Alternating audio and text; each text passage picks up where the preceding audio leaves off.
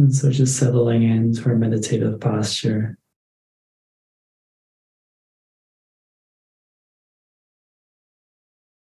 Finding a position where we feel a balance of calmness and alertness.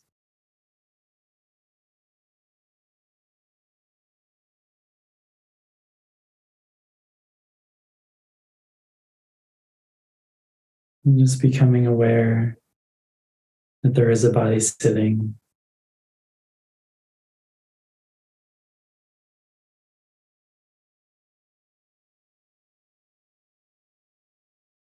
Maybe noticing the sensation of the feet against the floor.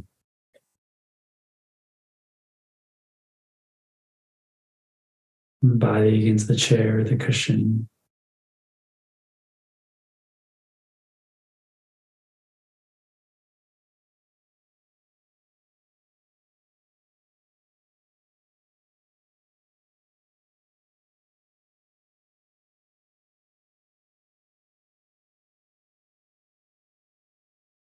And just aware that there is a body breathing.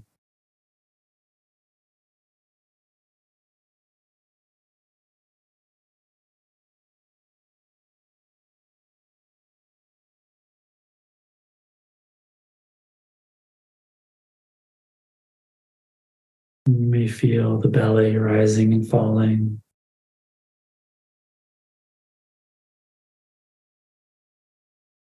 And the ribs floating from in to out.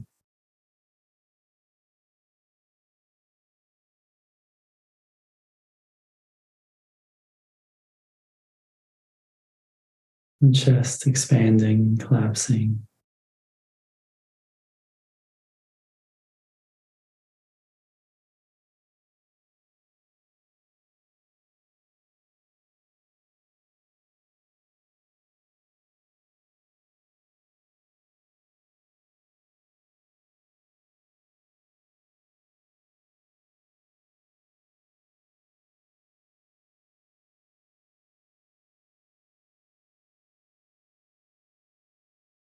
And as you feel the body sitting and the body breathing,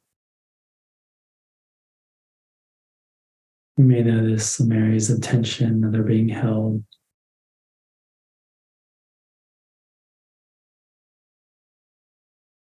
And we can take a minute to slowly scan through the body, just inviting this tension to release. Beginning at the top of the head.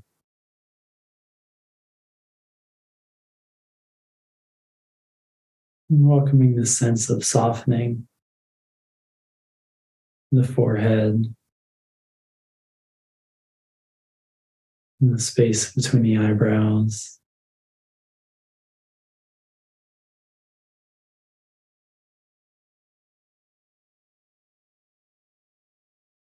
Around the eyes, and the ears, and the cheeks.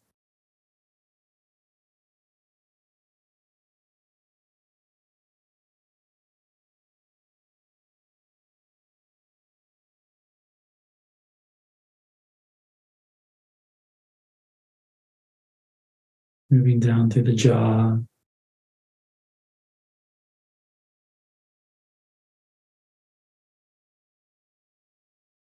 and the space between the back of the head and the neck.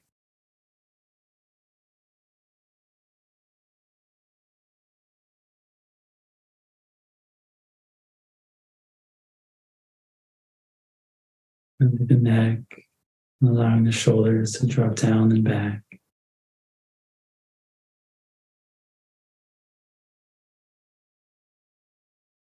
You may even take a few longer, deeper breaths, just releasing with that exhale.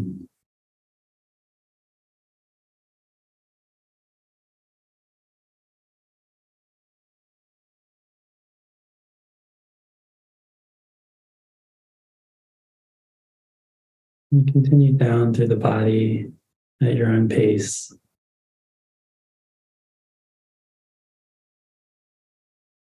Just allowing ourselves to be supported by the skeleton.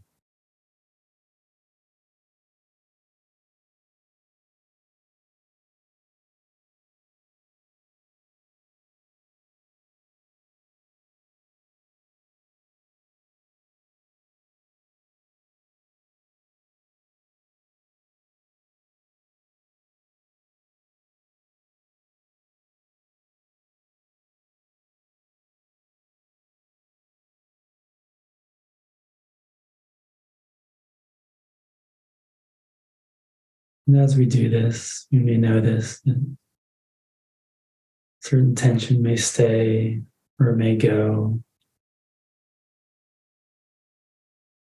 And again, that's not in our control, whether it stays or goes. All we can do is offer the invitation.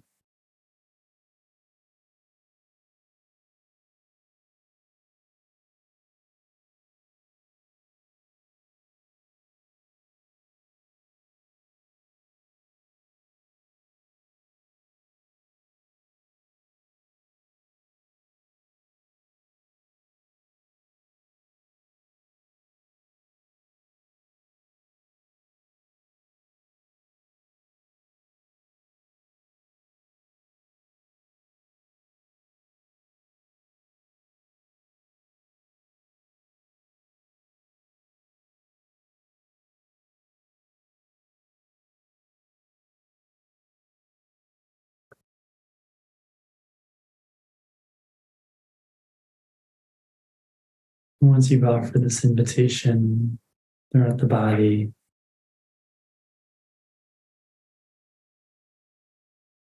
and just coming back to this awareness, there is a body sitting and there is a body breathing.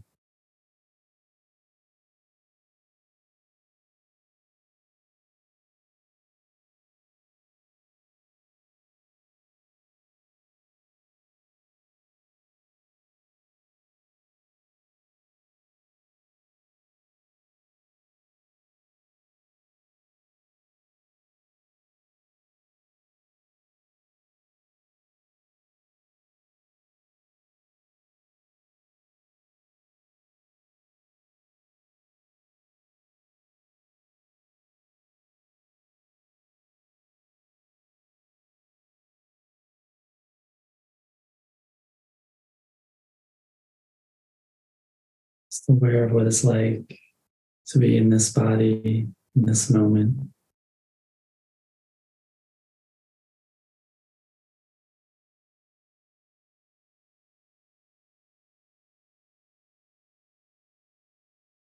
No right way or wrong way.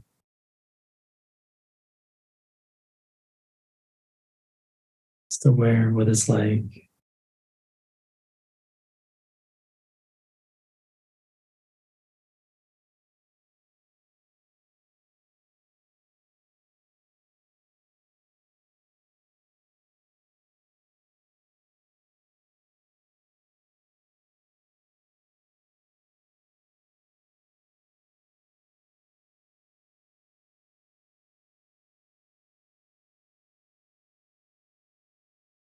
Now feeling the body breathing.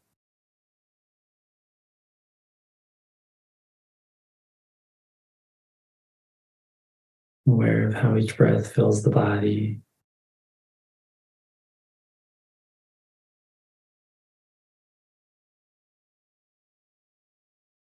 Feeling that flow of movement like a wave.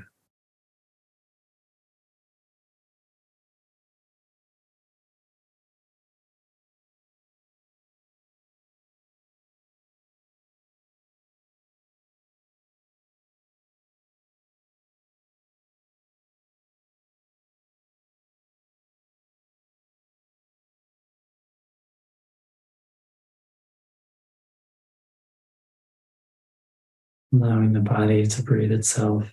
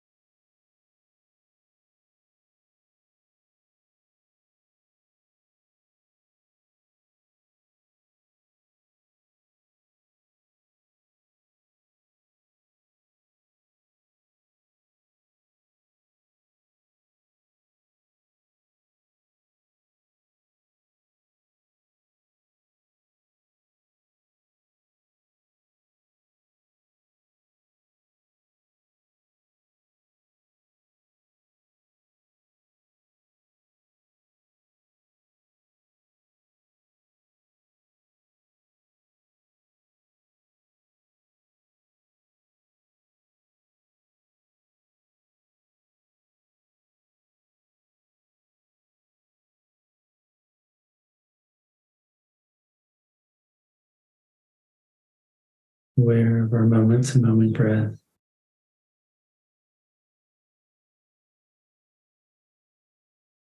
A sense of gentle curiosity.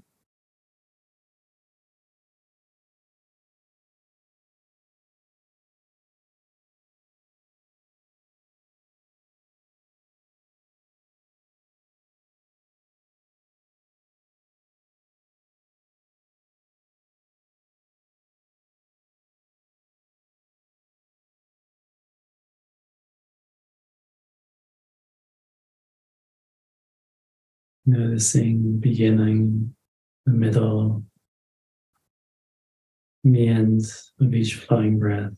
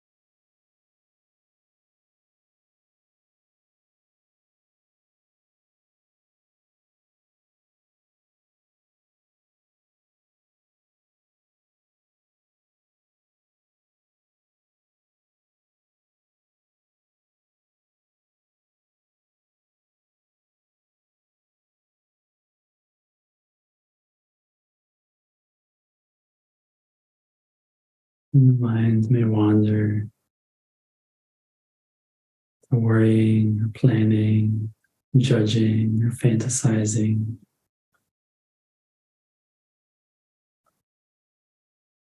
And we just recognize where the attention is in this moment.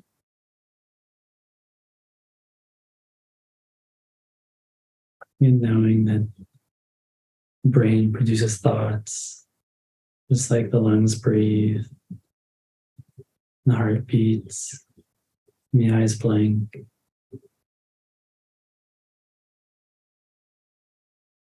Nothing wrong with having a thought.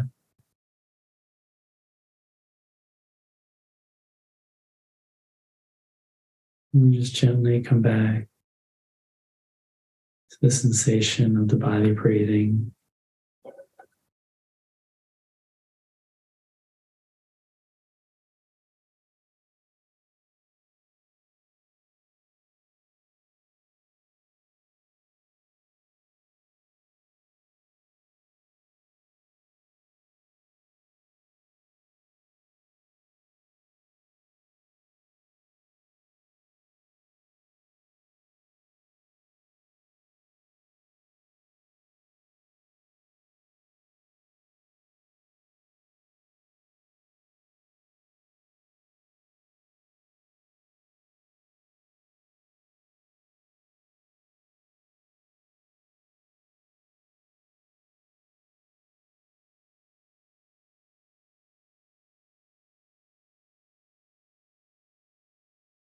You may take a moment to notice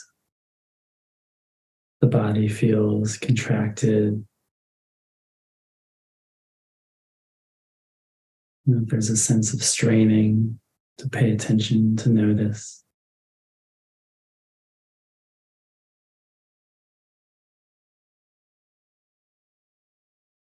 Just rest back into awareness, which arises naturally given the space to do so.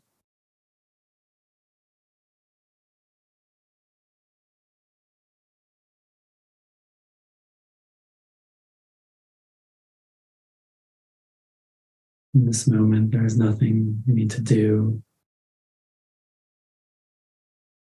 nor we need to go, nobody we need to be.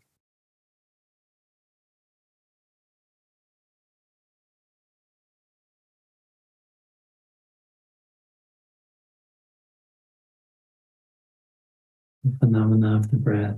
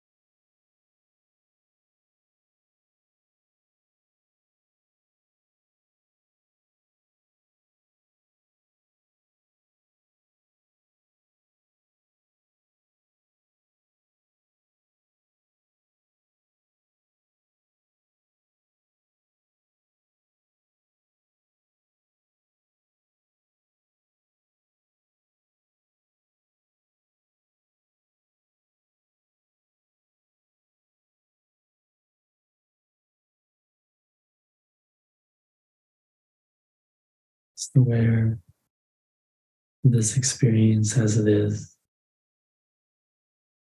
allowing this moment to be as it is.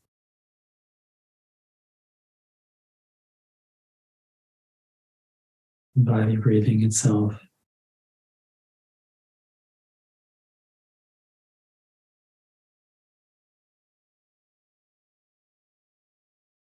Nothing to change, nothing to fix.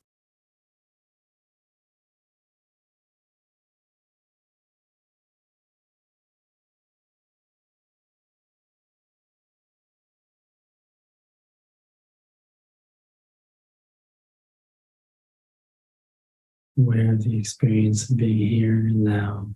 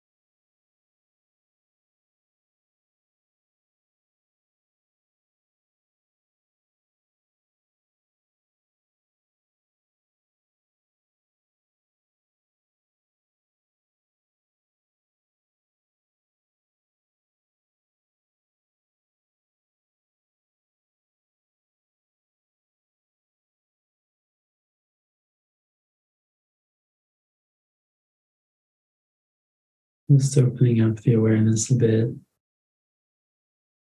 beyond the breath.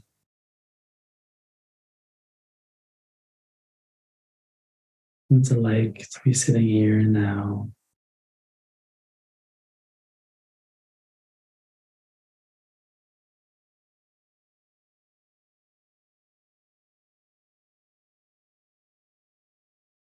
Sounds, smells, tastes, thoughts, beliefs, and emotions.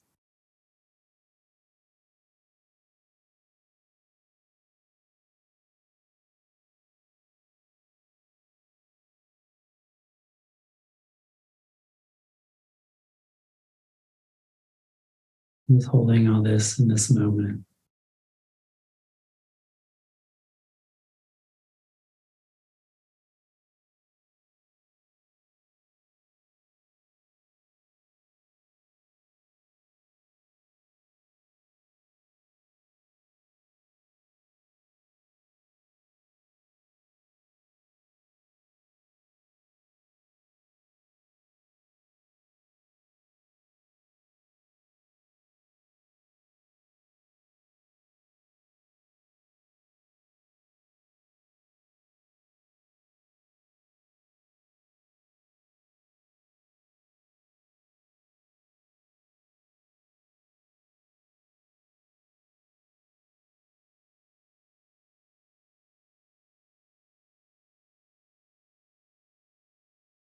And in your own time, taking a few final deep breaths.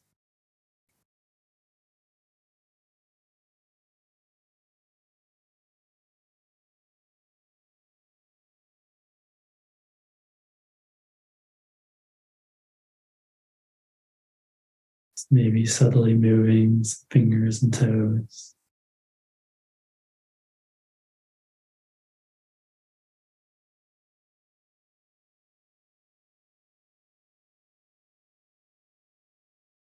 And whenever you're ready, you can open the eyes.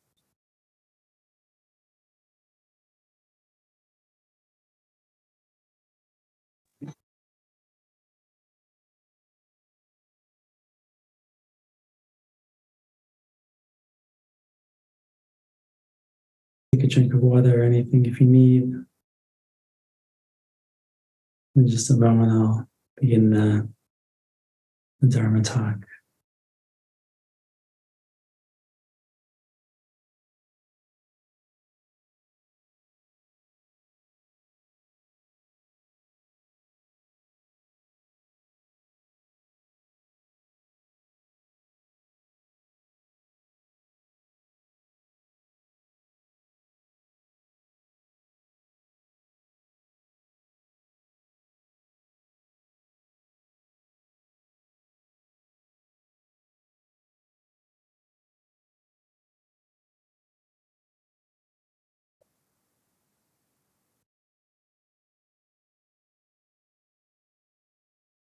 All right. I'll begin by giving homage, and then we'll get started.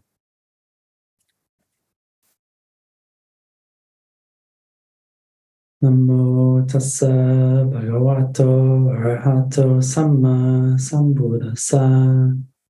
Namo tassa bhagavato arahato samma sambuddhassa.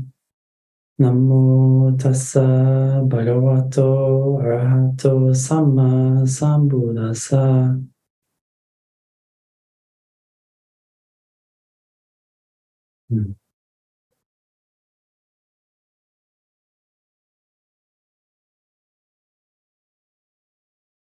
Today, I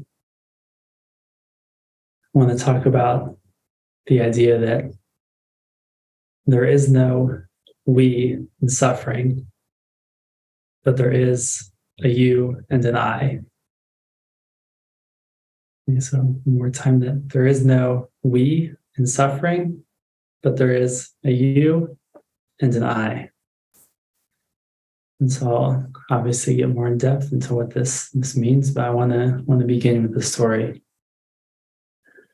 This is a story from the Pali commentaries.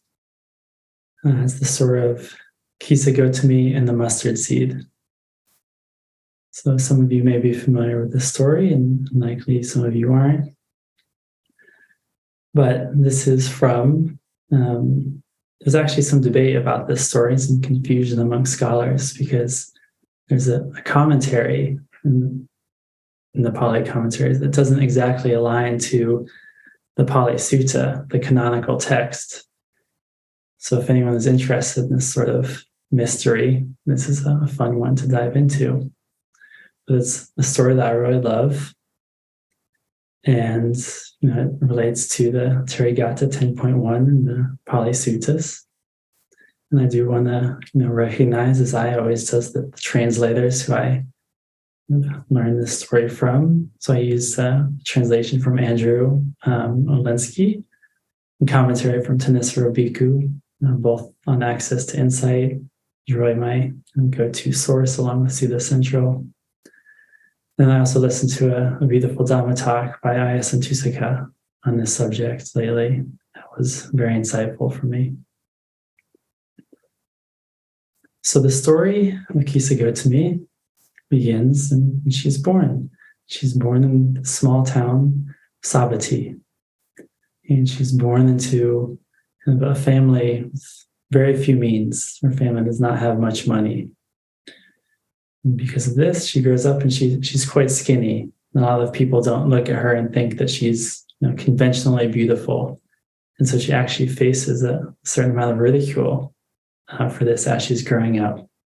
But through all of this, she has just a beautiful, beautiful heart. So she grows up and she meets a man from a wealthy merchant family, and he recognizes her wonderful, wonderful heart, and they get married. But this marriage is not without a little bit of drama, because the merchant family doesn't really approve of this pairing. They would prefer a woman who maybe came from a family of wealth, maybe was conventionally beautiful in the way that they thought of. But nonetheless, they got married. A little while later, Kisa Gotami became pregnant and she had a son. And when she had the son, she felt so proud and she was so happy, not just to have this son that she loved so dearly, but it also made her feel accepted and even embraced by her husband's family and by the community that had ridiculed before. She felt very accepted in this role as a mother. But sadly, one day her son became very sick, and only a few days later he passed away. In the time before modern medicine, this was not as rare as it would be today. And so Kisa Gotami was overwhelmed by sadness, as you can imagine. Not only had she lost this person who she cared and loved so deeply, but she also had this great fear that she would now be rejected by the people that had embraced her, the people that had accepted her husband's family, and the greater community that she was in.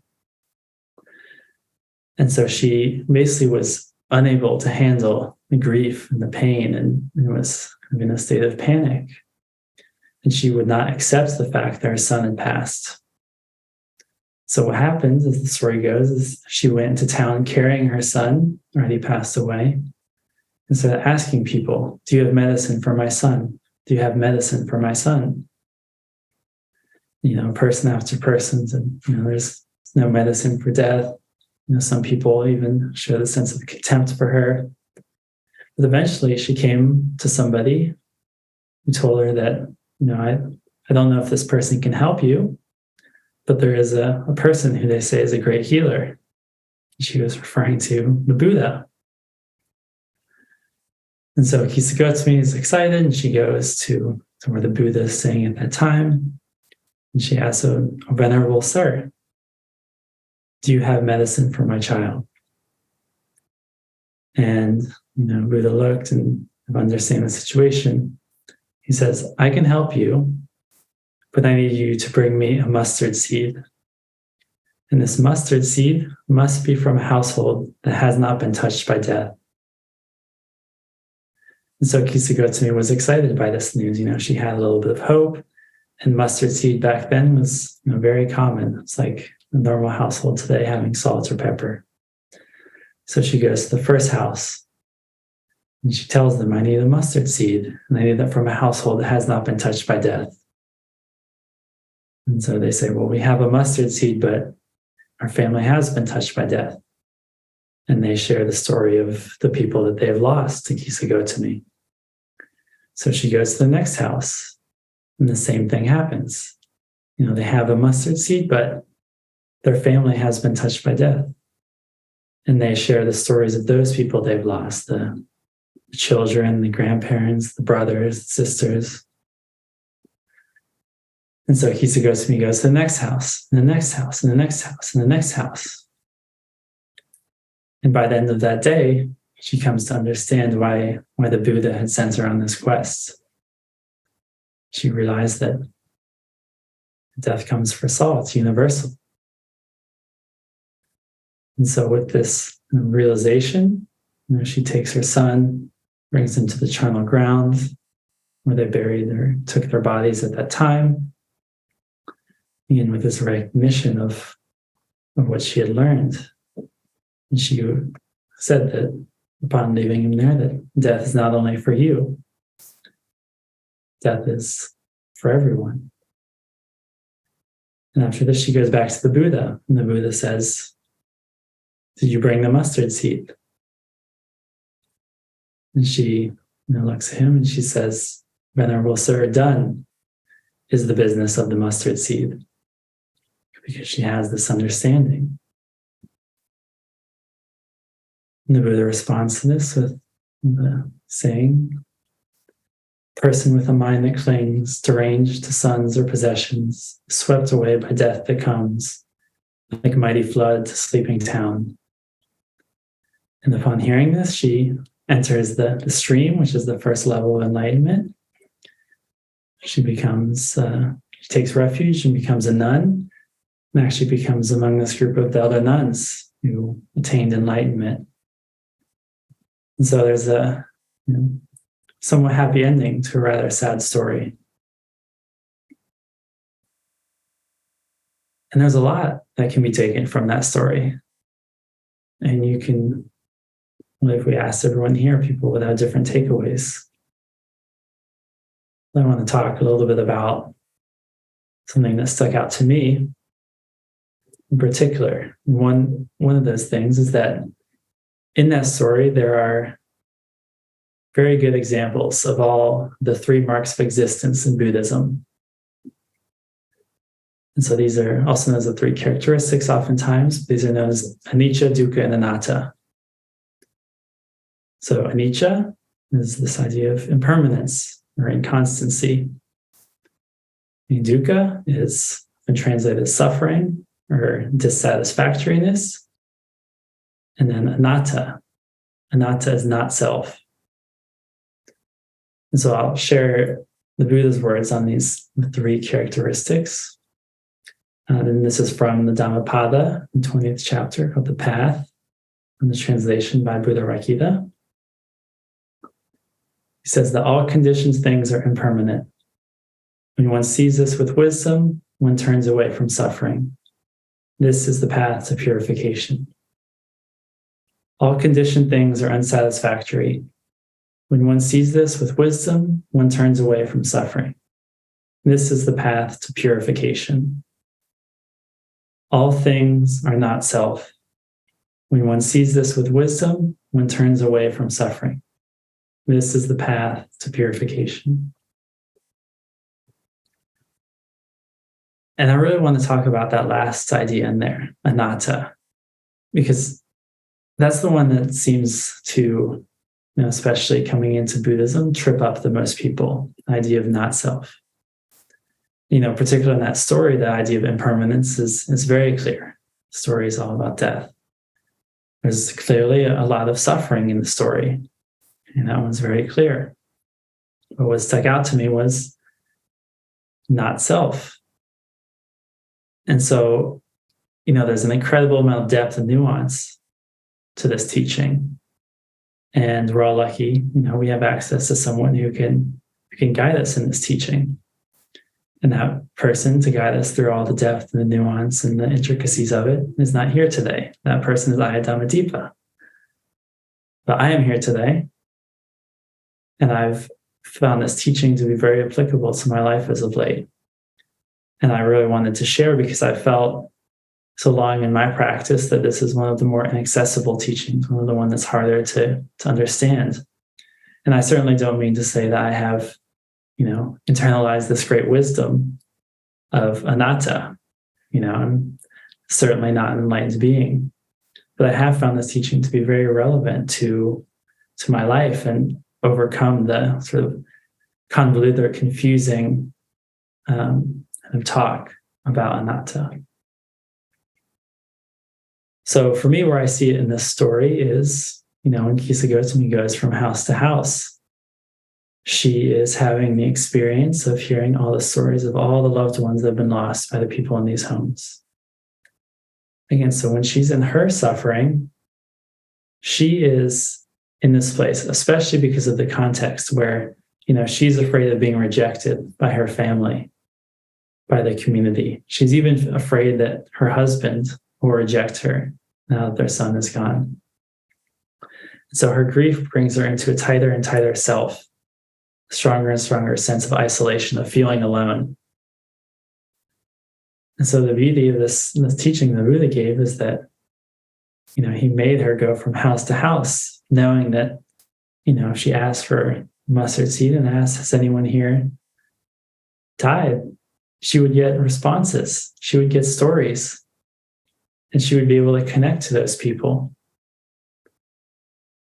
And so this is where the idea that there is no we in suffering comes from, but there is a you and I. In the story, her suffering is released when she sees the we, that death comes for all of us. And I want to be clear here about we, because we can also mean, like my family, my community. But that's just another sense of self and others, another way of saying you and I. This is a non-discriminatory we. This is the understanding that you get with the three marks of existence, which is this is the reality for everyone. There is impermanence, there's dissatisfactoriness, and there's not self. This is the nature of reality. This is not, oh, I'm like this and you're like that. This is what binds us all together. This is not her experience alone. It is the experience of being human. And so as the Buddha says in that Dhammapada verse I shared, when we see with wisdom things as not self, one turns away from suffering.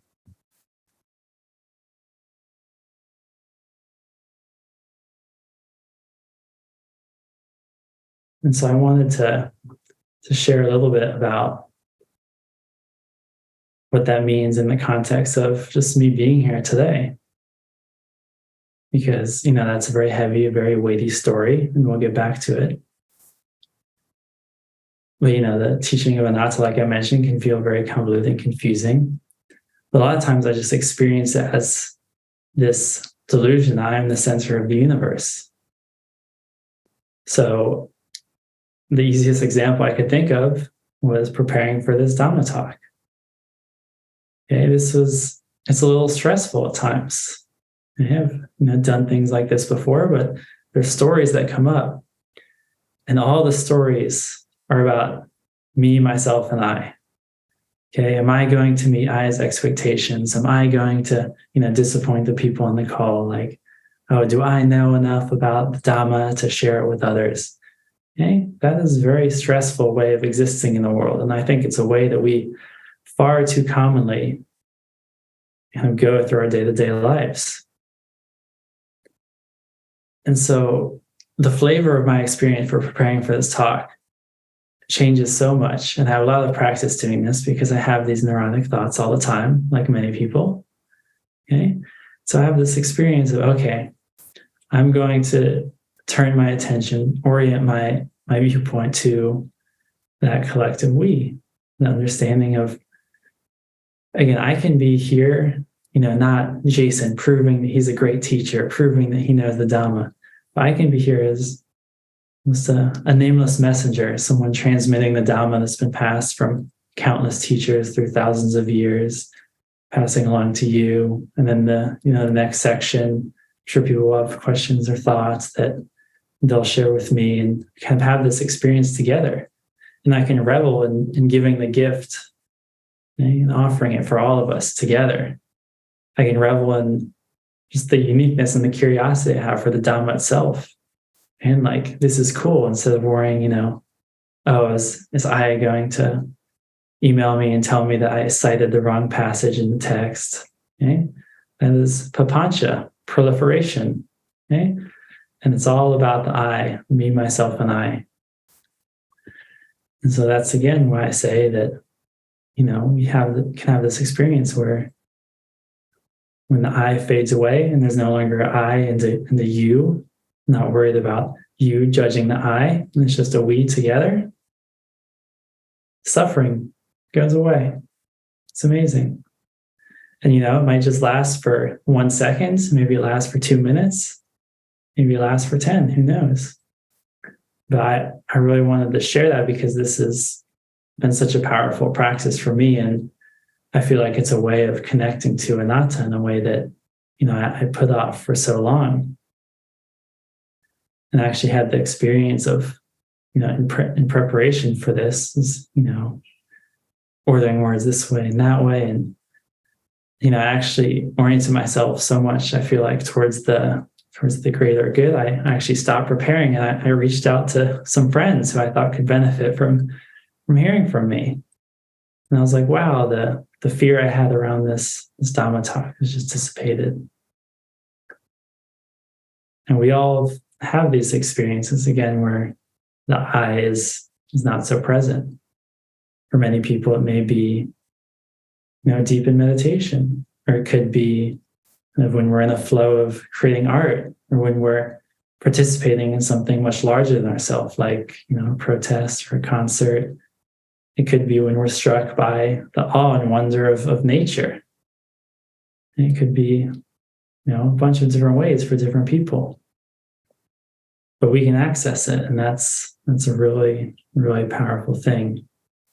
And I think it's important that we practice accessing this type of thing in our day-to-day lives, like this experience of the Dhamma talk, because this is not that dramatic. This is not as dramatic as Kisa Gotami's story, right? Not even a little bit. But we can practice preparing for those difficult moments of our life, preparing for those moments where it's so hard to escape the sense of being alone, the sense of being afraid, the sense of being overwhelmed by my problems. And that's natural. That's what we do. But we can practice in our daily lives now so that we're prepared for these moments. And we're already, we don't need to have great wisdom about the depth of every Buddhist text in order to begin to peel back the layers of anatta, of not self.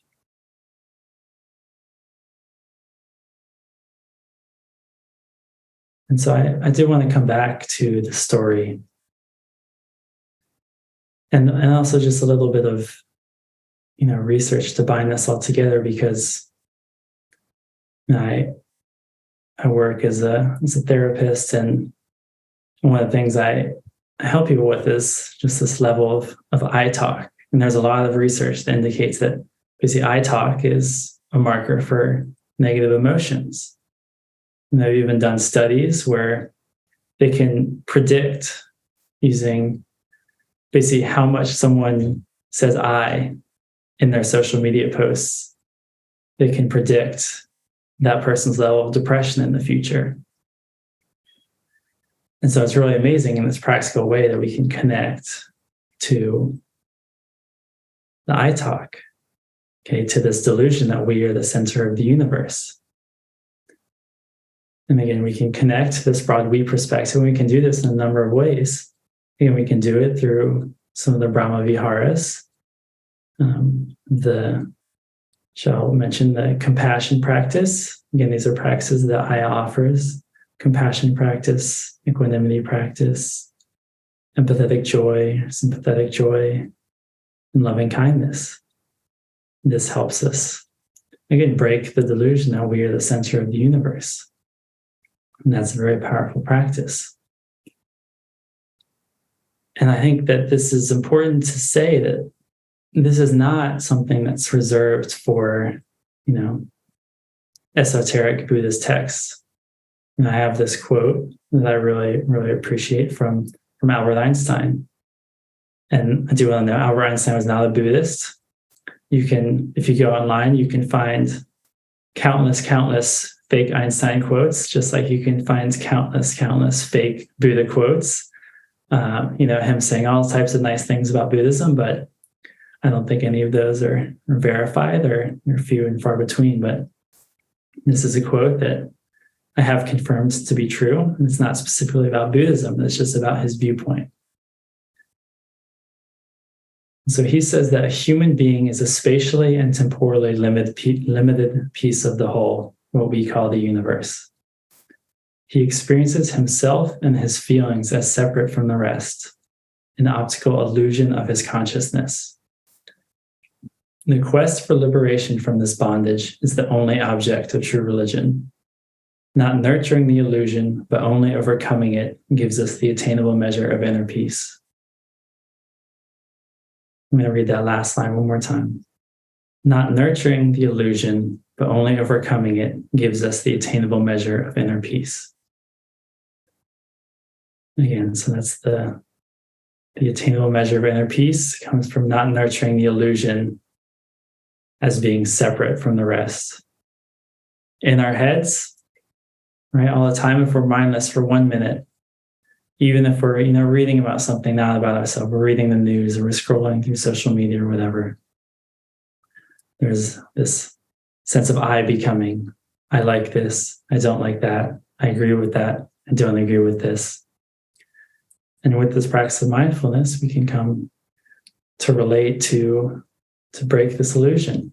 Again, even in the meditation we did today, aware that there is a body breathing. The body breathes even when we're unconscious. We don't have to do anything. Breathing is just what humans do. All of our bodies do. It's not personal, not self. And if we can just slowly see this experience through meditation, again, we see these 3 different marks of existence: anicca, dukkha, anatta. Every breath we observe rises and passes away. All things that are of the nature to rise are also the nature to pass away. So we can see anicca. And we can see in meditation, we can see what it's like to cling. Okay? Try and hold things that are impermanent as permanent. We can see the suffering that comes from that. Okay? And that's very, very, very painful. It's to cling and to not understand the reality of the way things are. So we have anicca, impermanence. We have suffering, dukkha. We can see the mind trying to make everything personal, trying to turn everything into a story, trying to make something solid, even when it's just phenomena rising and passing away. And through all of that, we can see, okay, this experience is not me. We can explore, where is me in this experience? Okay? The point isn't to find the answer, it's to ask the question again and again and again.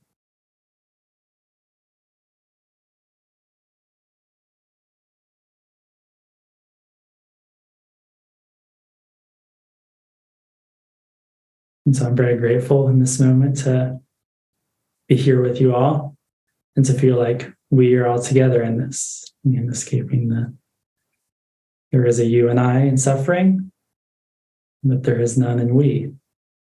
And so in this moment, I feel very appreciative of your presence, and I feel supported by you, and I hope that I'm being supportive of you in this moment.